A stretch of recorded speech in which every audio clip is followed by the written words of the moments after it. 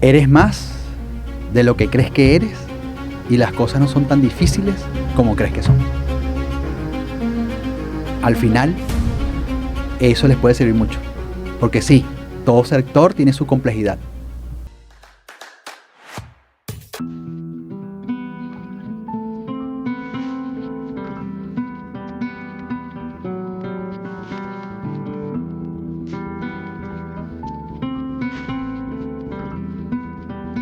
Me acompaña mi querida colega Cherry, gran miembro de este equipo, y me va a ayudar a introducir y a tener una conversación de muchísima importancia con este invitado.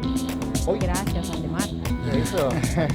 Hoy tengo el gusto de conversar con alguien que es un referente no solamente en Latinoamérica, sino también en la comunidad latina de los Estados Unidos. Él ha transformado la mentalidad de muchísimos empresarios, brokers como yo, tú, agentes de venta, líderes de alto rendimiento. Él es sociólogo, es conferencista internacional, es coach especialista en psicología deportiva y es autor del gran bestseller Gente con Propósito. Yo creo que ya deben saber de quién vamos a hablar hoy, ¿verdad, Cherry? Y es nada más y nada menos.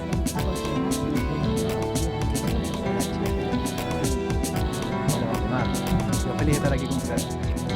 Sin mucho preámbulo, yo creo que voy para la primera. Ya nos ¿Qué se conocemos, habla? ya Él nos es conocemos. más que se habla. Sí. Es que, señores, si yo no traigo preguntas, esta conversación puede durar más de 2 horas. Porque a mí que me gusta preguntar y a él que le gusta responder. Entonces, así que fíjate la primera pregunta que nosotros te traemos. ¿Qué significa, José Jacinto, tener fortaleza mental en el negocio inmobiliario? Y más importante aún, más allá de la fortaleza mental, es cómo puedo entrenar esa fortaleza día a día para que realmente tenga éxito en el negocio, cómo poder ser productivo en una industria tan competida y tan desafiante. Fíjate que la fortaleza mental para mí tiene 3 grandes aristas que son claves, ¿no? Número 1, la capacidad que tiene la persona para darse direccionalidad. Y la direccionalidad tiene que ver con tener la posibilidad de entender su propósito. Una persona direccionada no es una persona que no va a tener problemas. Los problemas nunca van a desaparecer, pero las soluciones tampoco, sino que sabe hacia dónde se dirige. Eso tiene un componente psicológico muy importante.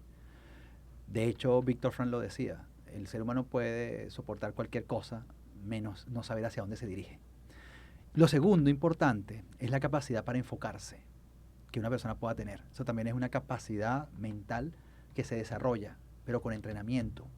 Es decir, el propósito se construye a través de la introspección y a través de la metacognición. ¿Qué significa metacognición? Preguntarme lo que me tengo que preguntar aunque me incomode. Preguntarme lo que me tengo que preguntar aunque sea difícil, aunque no es lo que quiero escuchar. Y cuando hay enfoque es porque, como hay direccionalidad, yo sé dónde poner mi energía. La gran tentación del enfoque es la dispersión. Y la dispersión aparece cuando no tengo capacidad para tomar decisiones. Entonces, una persona mentalmente fuerte se direcciona a pesar de las dificultades y de las crisis existenciales que pueda tener, que todos la tenemos, pero esa persona aprende a enfocarse porque sabe lo que está buscando. Y en ese proceso aprende a tomar decisiones, que es como la gran derivación de estar enfocado porque tengo propósito. Y el tercer elemento es que aprende a convivir con sus pensamientos. Yo estoy haciendo mucho énfasis en eso. Hay que tener el concepto adecuado para yo hablarme y para yo poder poner en contexto ciertos pensamientos que nos pueden hundir, nos pueden secar, nos pueden arrodillar o nos pueden impulsar. Para eso hay muchas técnicas psicológicas. El debate pragmático, por ejemplo, que tiene que ver con desnudar ciertos pensamientos y darnos cuenta que muchas de las cosas que pensamos a veces no vienen de la realidad, vienen de nuestra herida, vienen de nuestros traumas o vienen de una narrativa que alguien puso en nuestra mente. Entonces, una persona mentalmente fuerte tiene direccionalidad, tiene enfoque, y direccionalidad y enfoque, a eso le vamos a sumar que tiene la capacidad de manejar sus pensamientos para tomar decisiones y ponerse en acción. Esa acción es sostenida no porque todo se le hizo fácil, no, nada realmente se hace fácil, Nada es regalado. nada es regalado, sino que sabes cómo gestionarte porque has aprendido a saber cuál es la idea que tienes de ti y también cómo interpretar la realidad. Eso para mí convierte a alguien en una persona mentalmente fuerte que le va a generar bienestar. Entonces ahí se hace más posible que generes bienestar y que generes rendimiento. La gente quiere rendimiento, pero la gente no quiere pagar el precio de la formación. Y esa es la gran diferencia entre una persona que está en la misma situación que otra, pero reacciona distinto porque tiene elementos diferentes. Eso es lo que llaman resiliencia, estoicismo, inteligencia emocional, fuerza mental. Claro. Sí, mucha gente desafortunadamente quiere o está tan enfocada en el premio que se olvida de que hay que atravesar por el proceso. Y ese proceso es tan importante, se debería disfrutar tanto como esa meta, como llegar a ese resultado esperado. Y otra de las cosas que me logro rescatar de esto es que muchas veces encontramos gente que no sabe el por qué hace las cosas. Está en un negocio, está en una profesión, está ejecutando algún tipo de labor. En automático. En automático, no sabe. Y esa falta de propósito, porque ahí hay una desconexión, es lo que precisamente genera esa desconexión y ahí es donde una persona necesita, requiere, le urge que venga alguien a darle ánimo, a motivarlo, porque no tiene automotivación. Y eso es lo que hace que sea tan complejo cuando una persona está en situaciones de transición, ¿no? O sea, hay elementos disruptivos en una persona que a todos nos pasa, que no sabemos qué dirección tomar, o que sabemos que tenemos que tomar una decisión que es prácticamente como un parto. A las personas que tienen un propósito más claro, porque tienen una misión más definida, porque han trabajado ese punto. Eso no es que a alguien se le reveló en la noche cuando se acostó y se paró con una revelación mística de qué es lo que tienes que hacer con tu vida. Alguien buscó entender eso, porque eso es un proceso en el que te sometes, al que te metes como si estuvieses buscando mar adentro para entenderte. Entonces, los resultados de esa disposición, ¿cuáles son? Revelaciones sobre lo que tú consideras que es tu significado. O sea, las personas que más significado le están dando a lo que están haciendo, creo que tienen más posibilidades en un mundo en el que todo se ha hecho con tanta inmediatez, con una cultura de la cancelación, en un mundo en el que lo que nos importa lo que nos importa es tener más, no es que lo que tenemos tenga significado. Entonces, esa situación se hace tan compleja porque que nos olvidamos de lo que somos y nada más nos enfocamos en la materia. Por eso, cuando a la materia le damos significado, lo que somos como persona se optimiza de una forma distinta. Y ese es tal vez el gran desafío, que al menos yo siempre de este lado trato de llevar a la gente. Ahora, vuelvo al tema de lo disruptivo. Estamos en algo disruptivo, algo que nos está pasando, que no entendemos, un cambio en el trabajo, un cambio en el sistema. ¿Qué hago? Bueno, en ese cambio, yo tengo que seguir siempre siendo fiel a mi propósito. Pero a lo que no puedo seguir siendo fiel, que es donde la gente comete el error, es la estrategia que venía aplicando. Claro. Lo que me resultó ayer, a lo mejor no te resulte hoy. Lo que fuiste ayer como tácticamente hablando, estratégicamente hablando, a lo mejor hoy no te va a servir.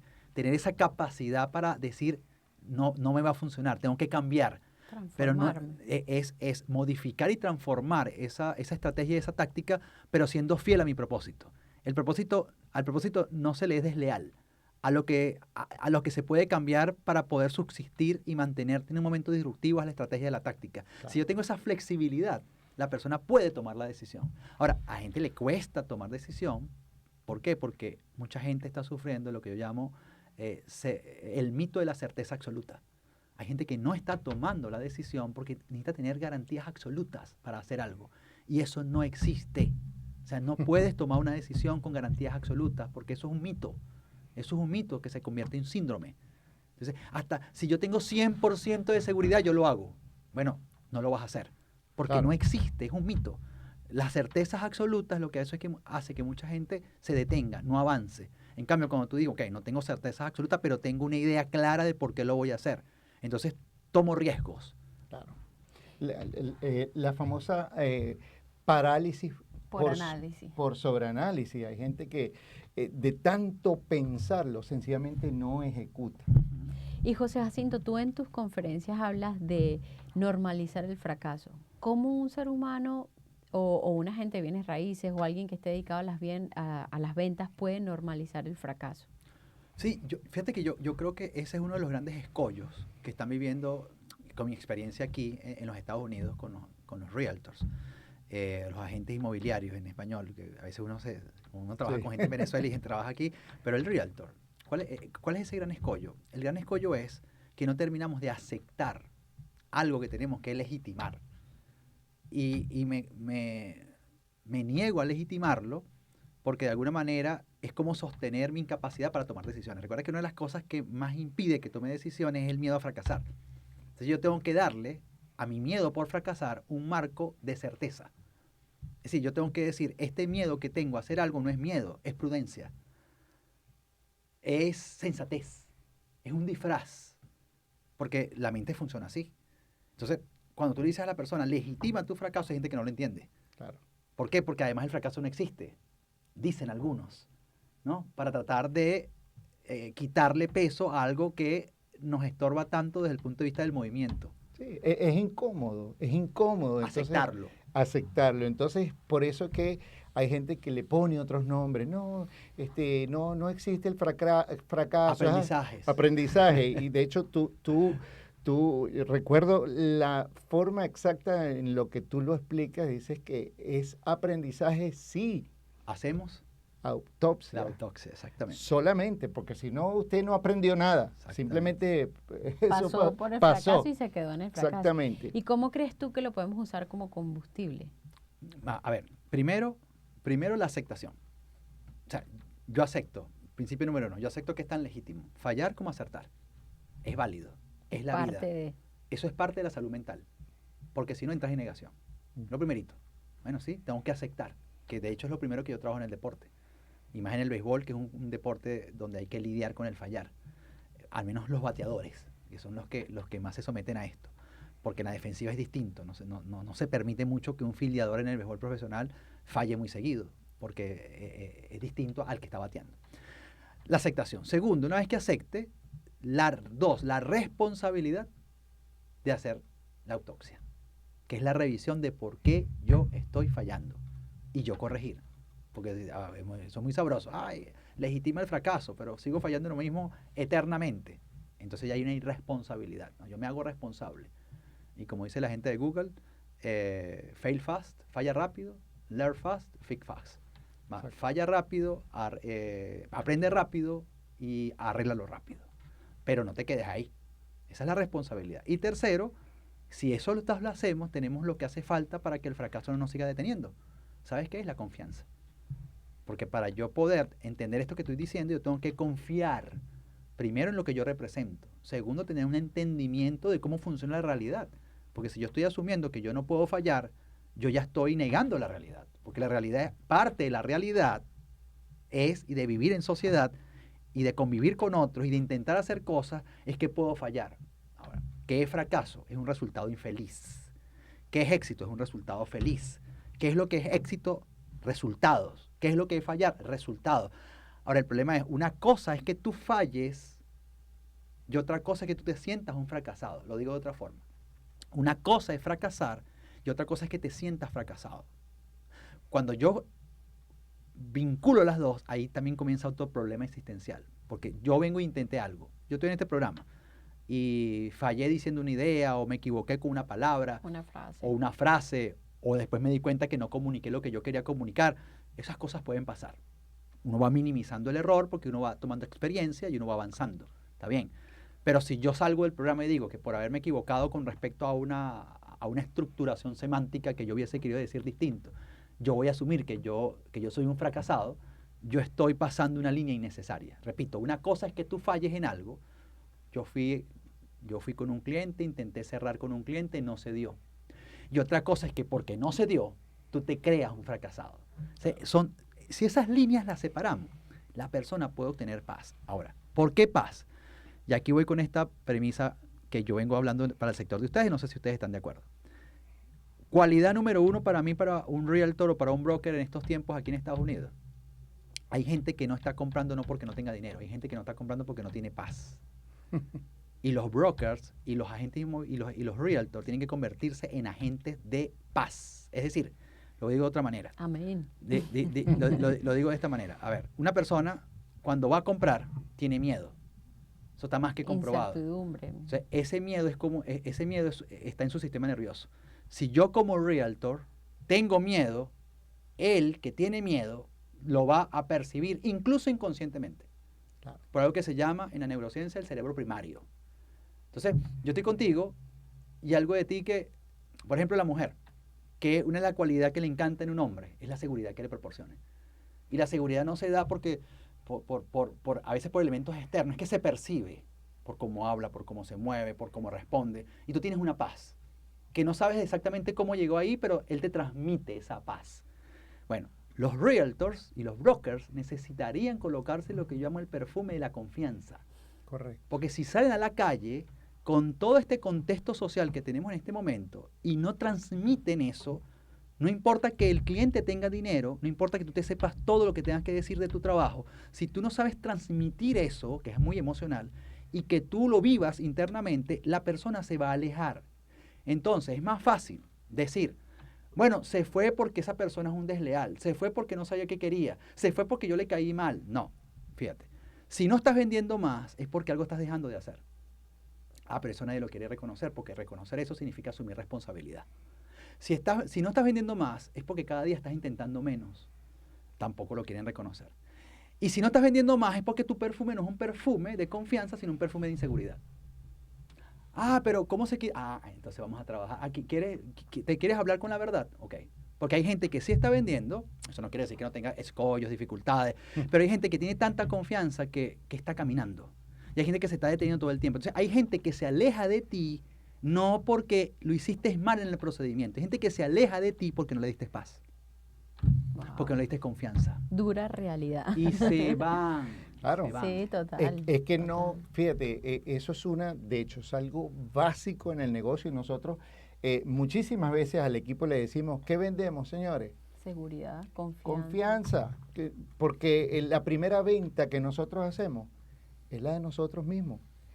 Quiero que confíes en mí porque tú no haces negocio con alguien en el que tú no confías.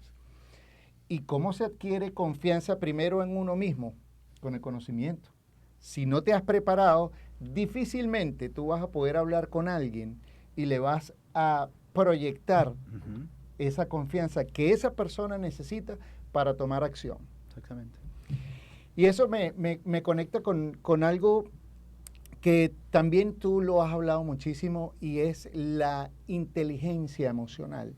Y fíjate, yo traje acá una pregunta que es, ¿qué rol juega la inteligencia emocional en este negocio, en el área de ventas, para la persona de ventas, ¿verdad? Y digamos, José, llevándolo a términos deportivos, a ti que te gusta tanto el béisbol, un bateador no batea 10 de 10 tiros, de 10 lanzamientos que le hacen, ¿verdad?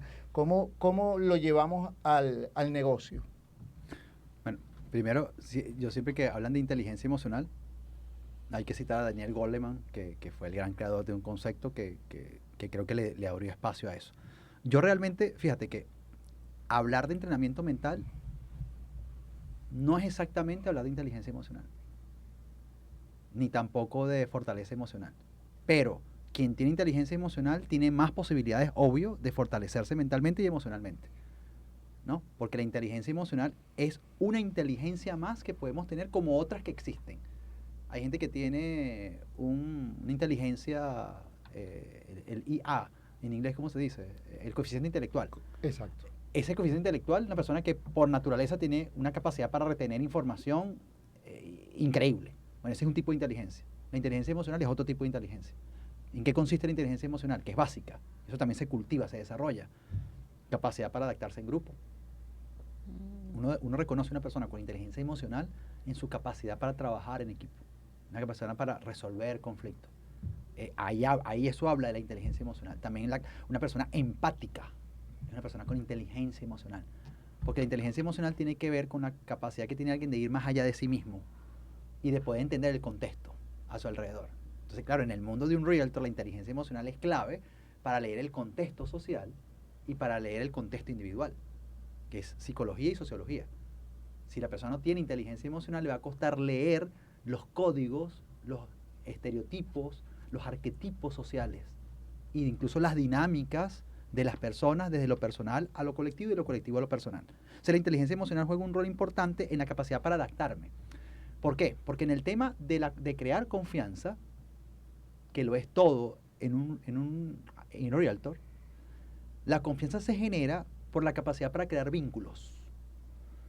Y la capacidad que yo tenga para crear vínculos tiene mucho que ver con la inteligencia emocional que una persona ha desarrollado. Y por supuesto, con su inteligencia, producto de su formación y su estudio y de lo que genéticamente heredó y de la forma como se ha cultivado desde el punto de vista del tecnicismo, que es vital y es fundamental, y al mismo tiempo con la fortaleza mental y emocional que ha desarrollado. Entonces, fíjate cómo todo se interconecta. La base de un realtor exitoso y broker exitoso es la capacidad para generar confianza con un potencial cliente. Porque el realtor que crece y el broker que se multiplica, lo que busca no es vender, sino crear relaciones. Dirían como ese gran principio de la venta eterno, que yo la primera vez que se lo escuché hace fue años a Camilo Cruz, que desde que uno lo escucha hace años, habla de eso. Y es verdad. Claro. Eso no ha perdido vigencia. O sea, al final es crear relaciones.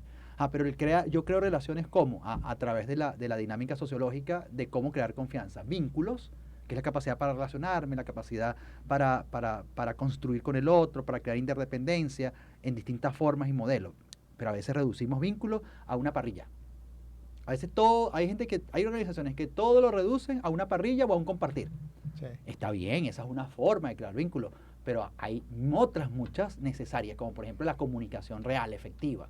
O sea, yo siempre he dicho, yo prefiero un líder que tenga una oficina, puertas abiertas para su gente, donde pueda realmente conversar sin crear paternalismo ni maternalismo, a una organización que todo lo quiera resolver con actividades sociales sin ningún fin.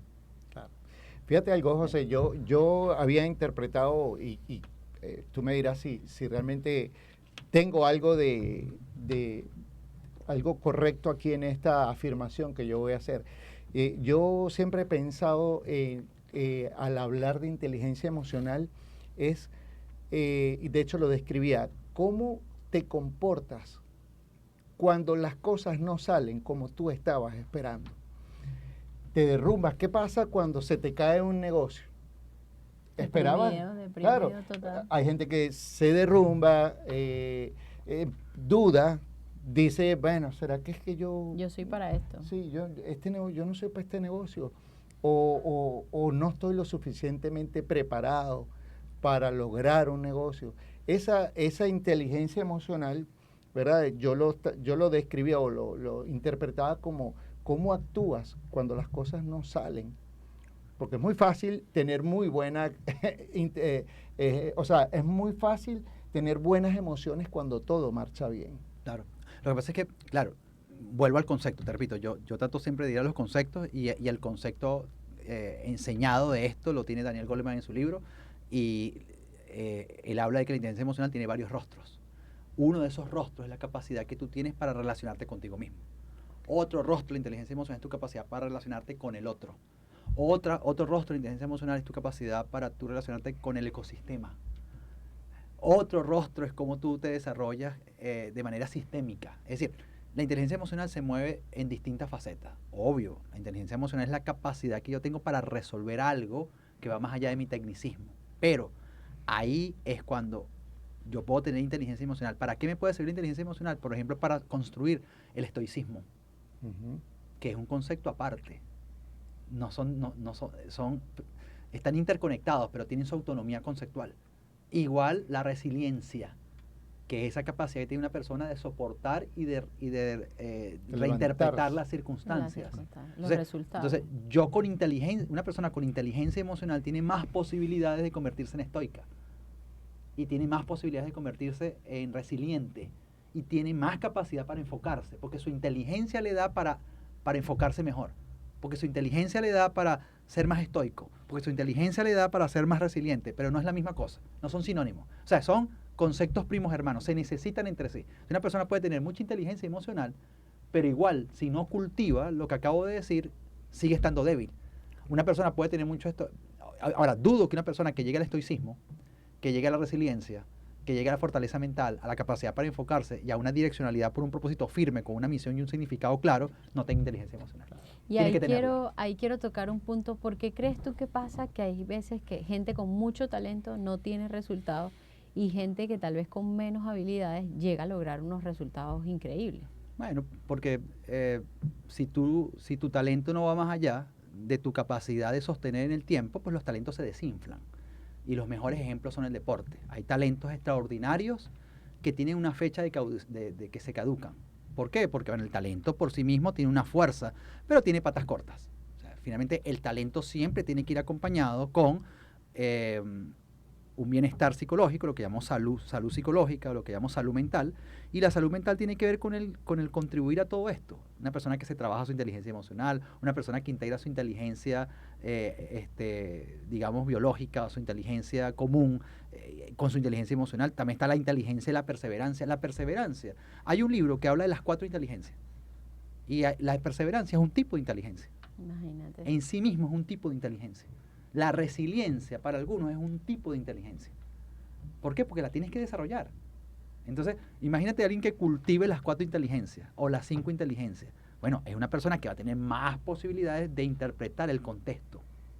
Pero para interpretar el contexto yo tengo que saber, tratar de ver todo con una mirada más amplia.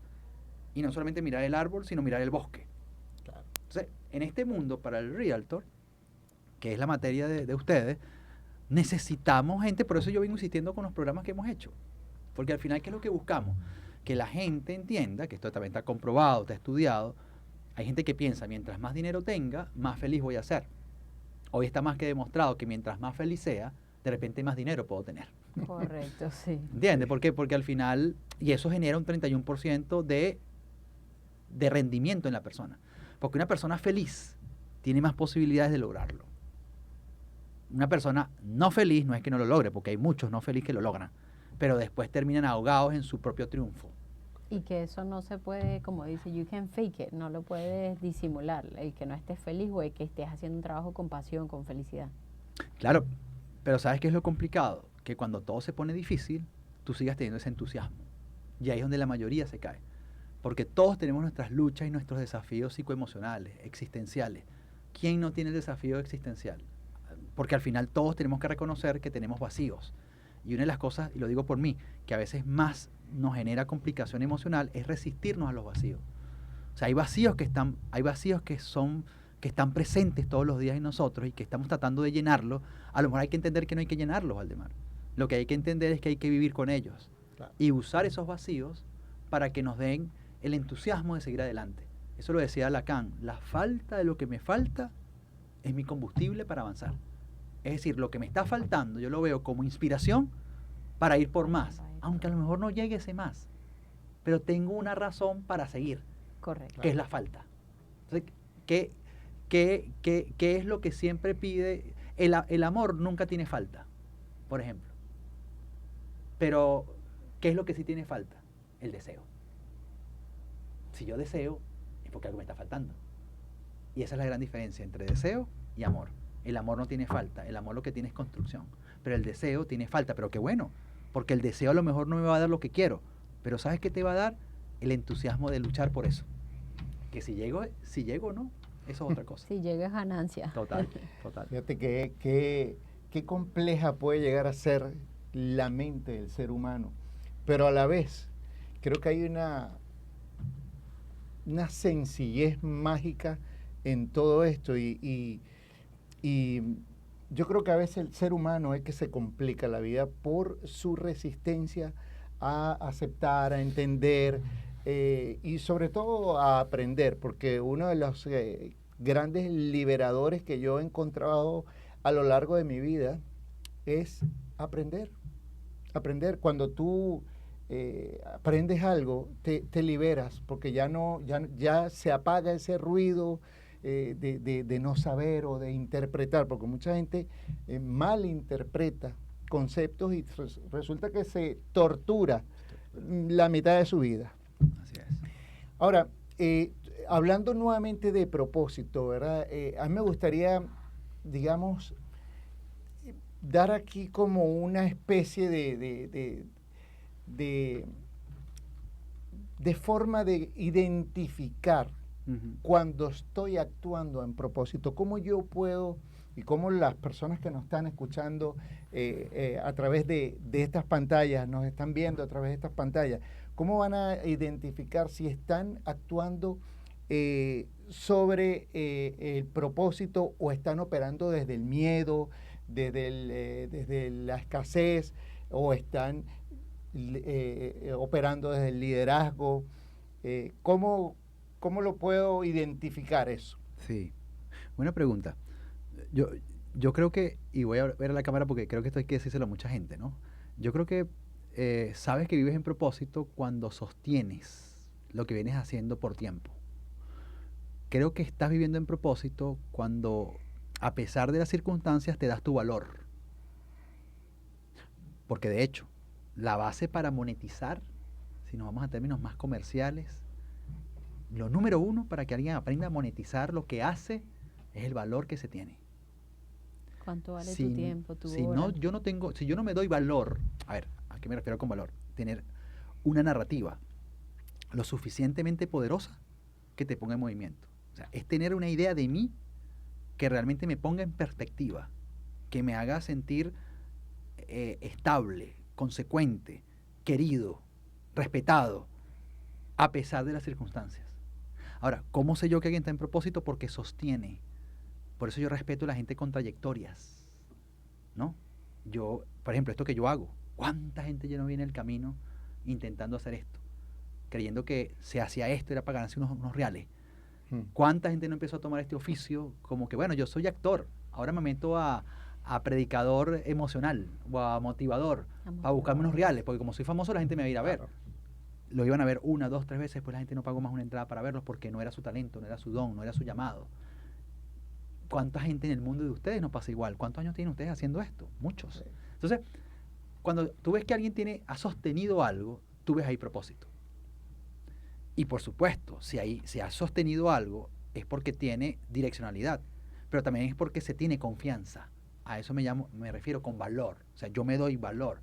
Yo sé que estoy en esto porque yo sirvo para esto, porque mi inventario personal coincide con esto, porque mi talento, mis recursos, que a veces el talento no solamente es las habilidades y las destrezas que tenemos, que para mí es el recurso fundamental, sino las oportunidades que aprovechamos, porque ese es un activo, las oportunidades. De hecho, la parábola de los talentos iba por eso, en la Biblia, ¿no? ¿Y cuál fue la gran diferencia entre los 2 que multiplicaron y el tercero que no multiplicó? El miedo. Correcto. Entonces, volvemos al tema, ¿qué es lo que nos aleja a veces de la posibilidad de estar a la altura de nuestro destino? Nuestra interpretación de nosotros. Una persona que se interpreta con valor y con confianza no es que va a dejar de sentir miedo, pero logra que el miedo en la mayoría de las veces no lo congela. Entonces, volvemos al punto. Si vas a tener miedo, ten miedo a perder oportunidades. No tengas miedo y no tengas miedo a fallar. Si hay un miedo que escoger, no perder oportunidades. Pero a fallar, aunque nos dé miedo, hay que buscar la manera de doblegarse a sí mismo. Ahí vamos, estoicismo, resiliencia, inteligencia emocional, fortaleza mental, fortaleza emocional, más mi inteligencia cultivada por mi formación, por mis estudios, por mis atisbos culturales, por mi crianza, por lo que he reprogramado, por la resignificación mental que tengo, por mis experiencias de vida, por mis golpes, por mis fracasos, por lo que intento resignificar. Hoy hablaba con alguien y me decía lo que la persona con la que está en conflicto le decía, y yo le respondía, todo el mundo merece una segunda oportunidad. Pero es difícil darle una segunda oportunidad a alguien que tú sabes que no ha entrado en conciencia con respecto a lo que hizo. Entonces, una persona que entra en conciencia es una persona que se cultivó. Entonces, tiene más posibilidades de avanzar porque cuando tiene que pedir disculpas, pide disculpas. Cuando tiene que pedir perdón, pide perdón. Cuando tiene que modificarse, se modifica. Pero como dijo Jesucristo a María Magdalena, cuando le estaban tirando piedras, ¿se acuerdan? Y los fariseos la juzgaban. ¿Qué les dijo Jesucristo? El que esté libre de pecados, que tire la primera piedra. Pero la gente olvida lo que Jesús le dijo después a María Magdalena. Le dijo, vete y no peques más. Es decir, yo te perdono. Sí, yo tampoco te condeno. Yo tampoco te condeno, pero no lo hagas más. Porque si lo vuelves a hacer, no aprendiste. Y vas a volver a pasar por lo mismo. José, ¿y cómo una persona, digamos yo que me considero un poquito más joven que los caballeros que tengo en la mesa, que sienta No que lo vamos a tal discutir. vez, y que ya caí en punto menos, que sienta que tal vez no ha encontrado su propósito, porque veo mucho en esa realidad de personas que están haciendo, que tienen trabajo, que están actualmente trabajando en empresas, pero no se sienten que están cumpliendo su propósito o que no se sienten que tienen un propósito en la vida.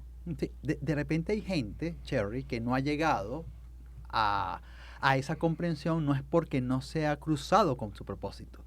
Es que hay gente que es algo perezosa espiritualmente para preguntárselo con ahínco. Okay. Hay gente que es perezosa. ¿Por qué? Porque preguntarte eso significa incomodarte.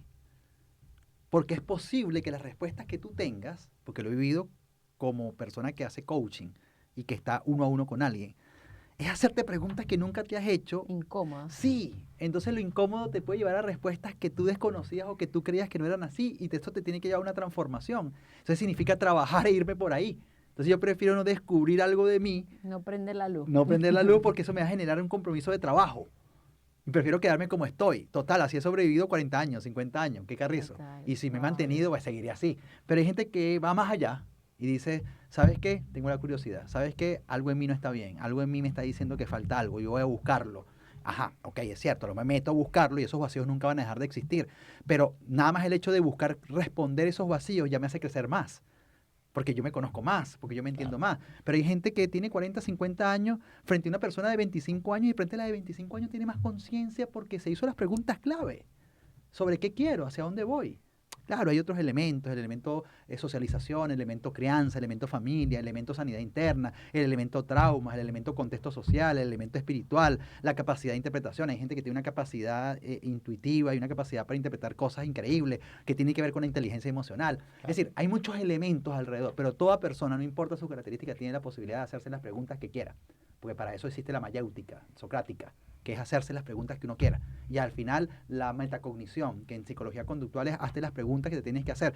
Si te me preguntan a mí cuál es de las técnicas psicológicas en las que más creo, es en la metacognición, que es hacerme las preguntas que me tengo que hacer. Y si estoy con alguien trabajando como terapeuta, yo no voy a, sí lo voy a cuestionar. Gente que va y está ahí, sí, y te ponen un lápiz, un papel, empiezan a escribir todo lo que tú estás diciendo, pero nunca te hace una pregunta, nunca te... No, escúchate a ti mismo, escúchate a ti mismo. Miren, señores, de verdad, toda la gente que yo he recibido, que ha ido ya, y no se lo dicen a ese terapeuta, pero más nunca lo visitan. Claro. ¿Por qué? Porque si alguien está pagando para ir a hablar contigo, no es que tú lo vas a interrumpir, tú tienes que escucharlo. Pero esa persona también está buscando no que le des las respuestas de su vida, pero sí que lo orientes. Claro. O por lo menos le hagas una pregunta inteligente para que la persona tenga una respuesta inteligente. Pero si lo que va a hacer es escuchar pasivamente. Por lo menos para que generes, detones algo que me haga. Claro, por eso me estás buscando a mí. Se supone que yo tengo que tener algo que tú no tienes. El mapa, por Exacto, lo menos. Ayudarte a construir tu mapa. Correcto. Y entonces eso hay que hacerlo. Entonces, en el trabajo de ustedes es un trabajo muy particular, el mundo del real estate, porque se necesita gente que esté clara del negocio. Y hay gente que entra a este negocio con mucha negación. Sí. Y se cae a mentiras. O sea, hay mucho pensamiento mágico. ¿Por qué? Bueno, porque la mayoría de la gente hace real estate. Porque, bueno, esto es lo que dicen que da más plata. Porque alguien me dijo que se hizo millonario. Pero la gente no pone en contexto este oficio. Y por ejemplo, la gente se frustra mucho. Entonces, en este sector hay mucha gente frustrada, no porque el negocio frustre, sino porque interpreta el negocio de una forma como se interpretan a sí mismos. Y eso trae como consecuencia que entonces generalices y tu sesgo de percepción haga que tengas una conclusión del negocio que no es real, pero que tú lo construiste porque tú vienes arrastrando culturalmente la cultura de la inmediatez, los caminos verdes, el pensamiento mágico, que es rapidez. Pero ustedes saben, tú que tienes tantos años, no sé cuántos años tienes, bueno, cuando tú eres muy jovencito tienes muchos menos años, pero el señor que tiene tantos años en la industria sabe que este es un proceso. Claro. La gente no lo quiere aceptar porque tengo que buscar plata, porque tengo que pagar cosas, está bien, pero si te metes en esto tienes que entender el contexto general de esto. Claro. Como cualquier otro negocio en la vida. Pero bueno, nos seguimos engañando porque vemos la vida así. Y si lo ve con el mundo del real estate, lo ve en su casa, lo ve, y por eso empezó a estudiar una carrera y después se cambió a otra, y por eso tuvo esto y después cambió, porque no le da tiempo a lo que hace. Claro. Esa es una característica de una persona no persistente, que no le da tiempo a lo que hace. Y si no hay persistencia es porque no hay enfoque, y si no hay enfoque es porque no hay propósito, y si no hay propósito no hay dirección, y si no hay dirección no hay significado lo que estoy haciendo. Yo veo aquí una cantidad de cosas sumamente claras, ¿no? Nota, ¿no? Sí. Una es definitivamente las expectativas. Por muchos años yo he estado diciendo que algunas personas entran en este negocio con las expectativas incorrectas y por eso no obtienen el resultado que deberían. Pero otra, y recuerdo, eso salió en una conversación contigo, es de cuál es la historia que te cuentas a ti de ti mismo. Ujú.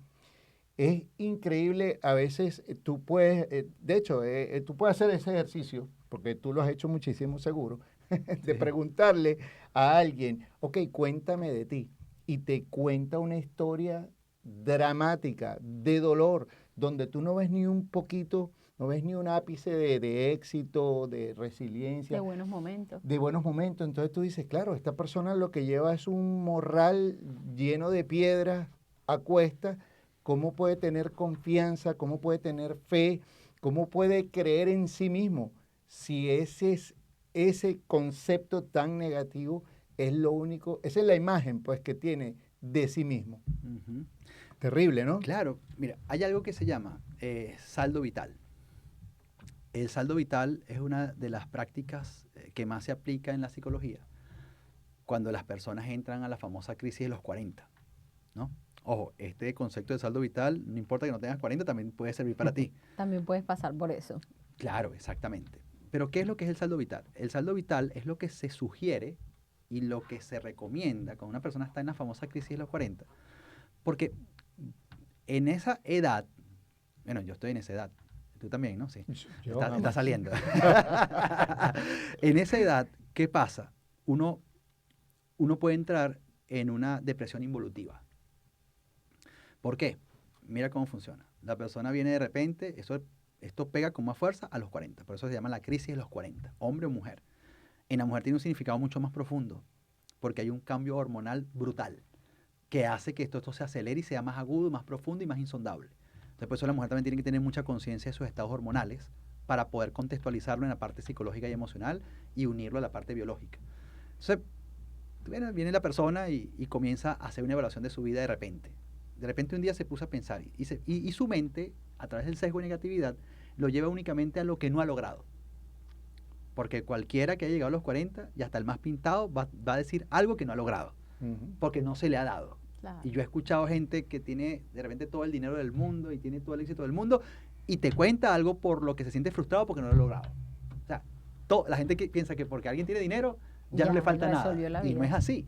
A todo el mundo le falta algo. Eso es algo que, esto no es para consolarnos, sino para ponernos en contexto existencial y psicológico. Porque si no, uno se cae a mentiras.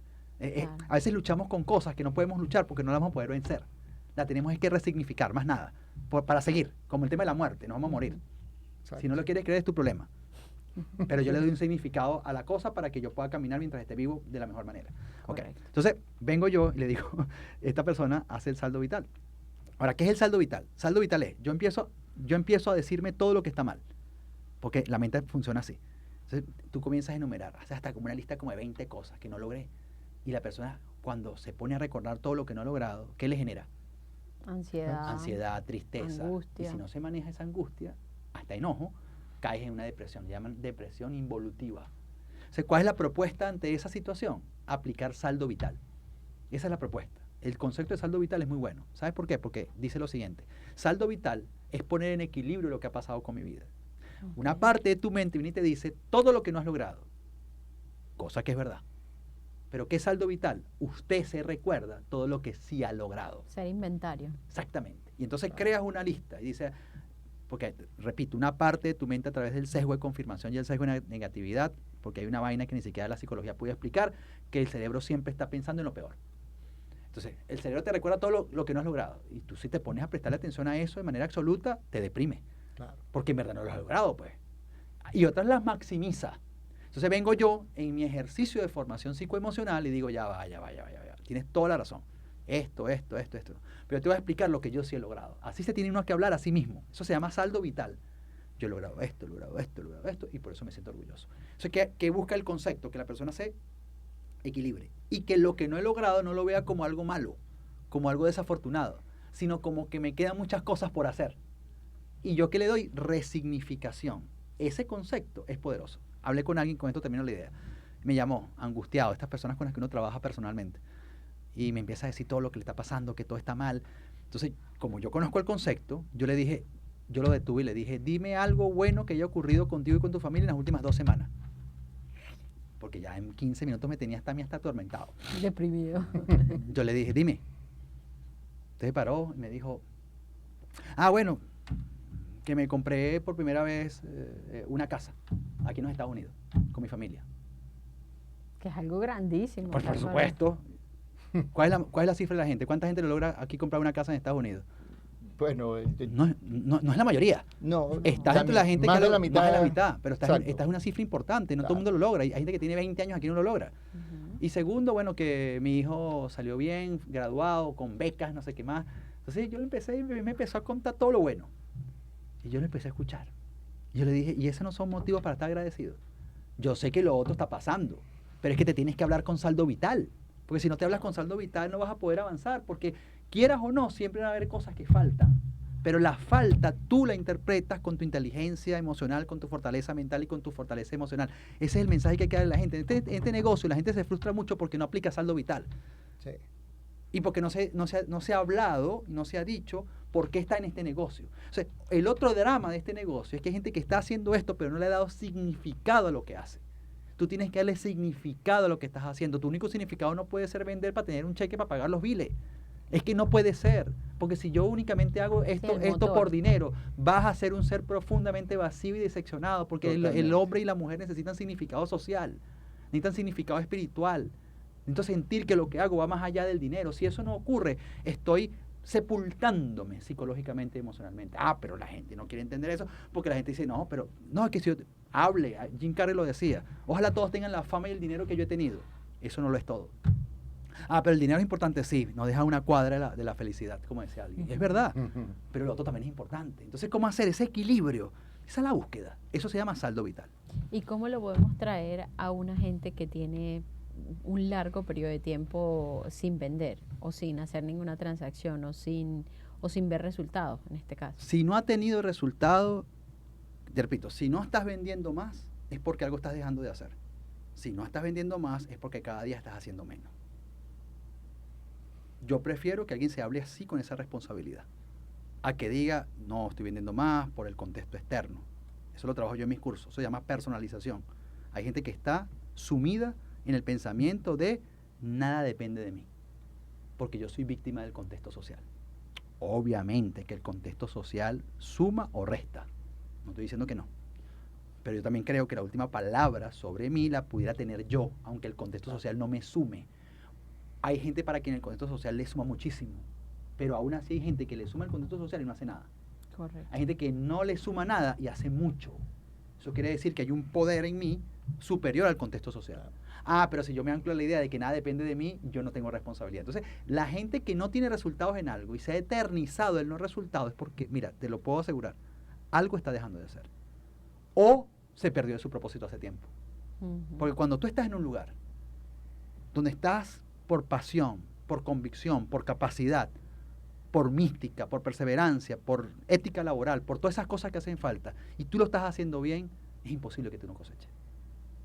Puede que se tarde un poco más, pero va a llegar.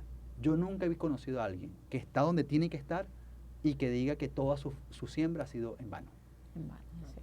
Entonces, pero ¿por qué no hablamos de esto? Porque la gente no se quiere hablar con sinceridad. Cuando te metes en la vida de esas personas, ¿qué encontramos? Que están en algo que no les gusta realmente, algo con lo que no están comprometidos, o sencillamente sí pudieran servir en dar resultados, pero no tienen hábitos, no tienen disciplina, creen que las cosas son inmediatas, tienen un tema, tienen que trabajarse mental y emocionalmente con urgencia, porque tienen las capacidades, pero quieren que le hagan la tarea.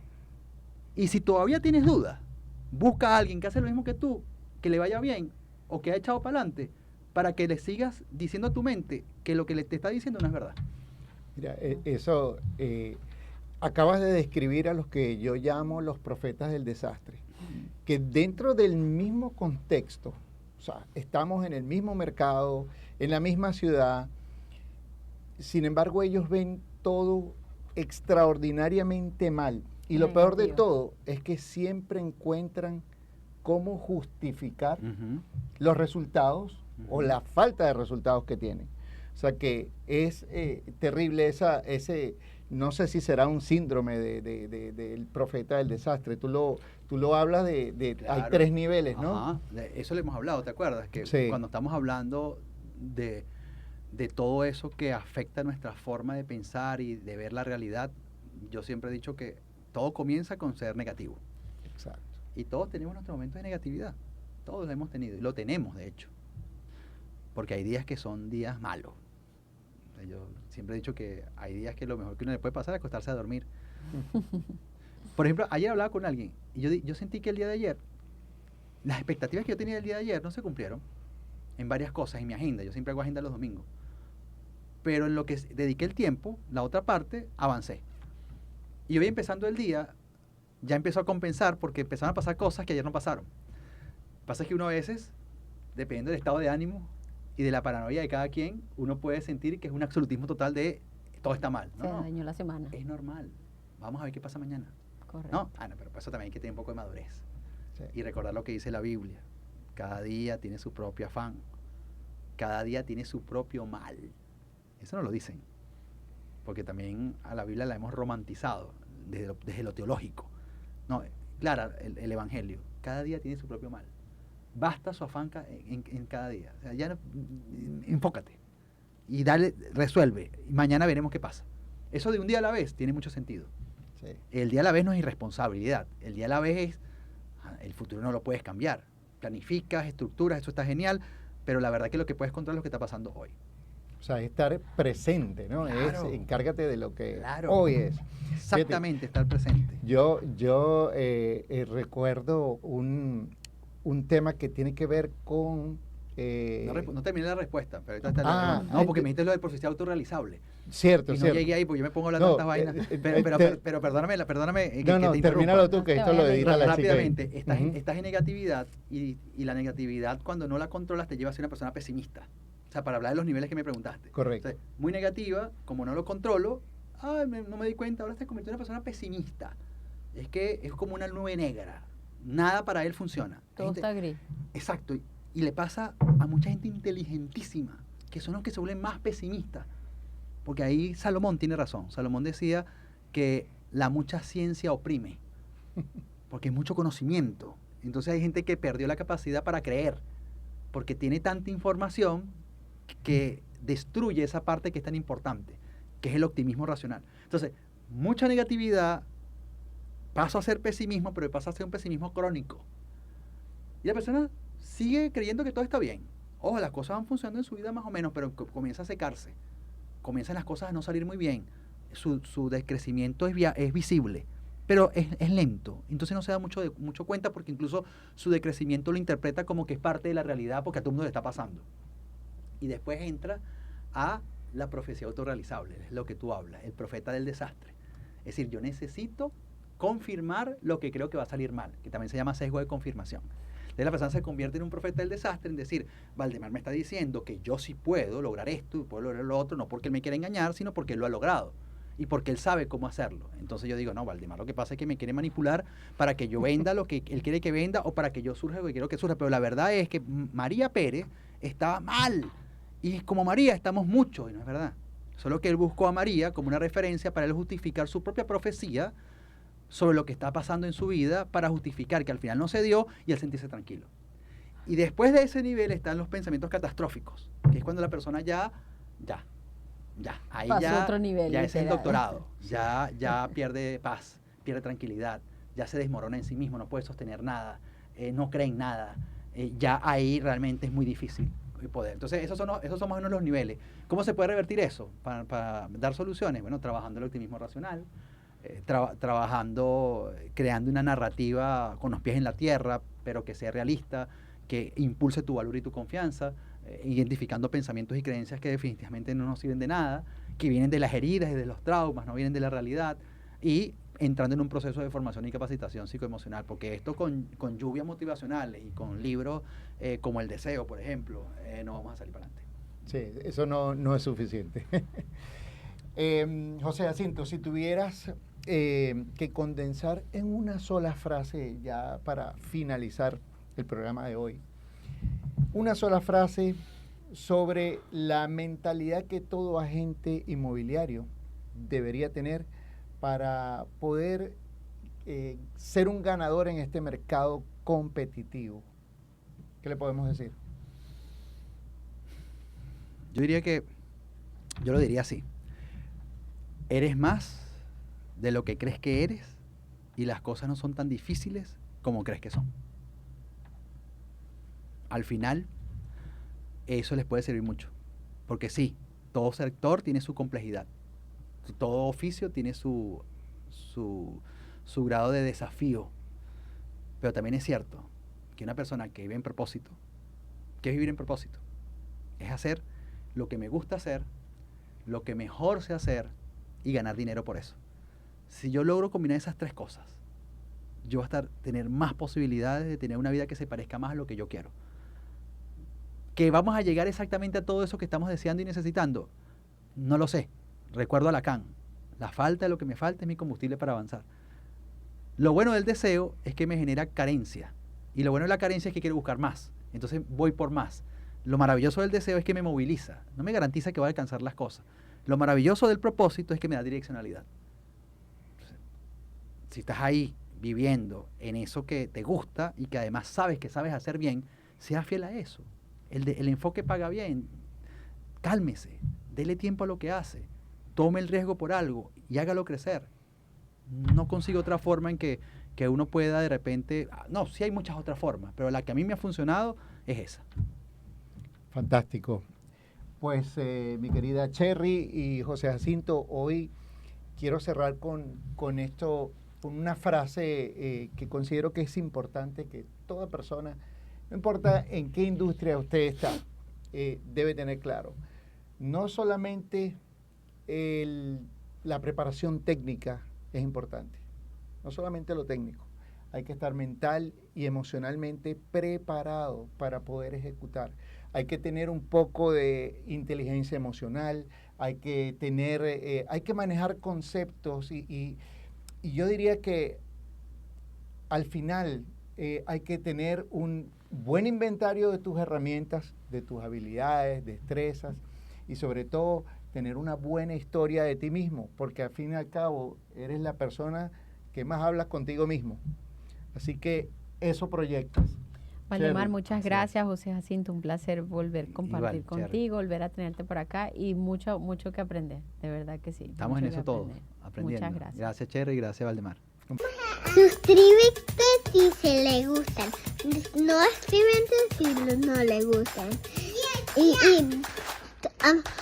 ponen la campana si les gustan mucho. Dale like si le gusta. Y aprieta el botón de ganar. Y ya.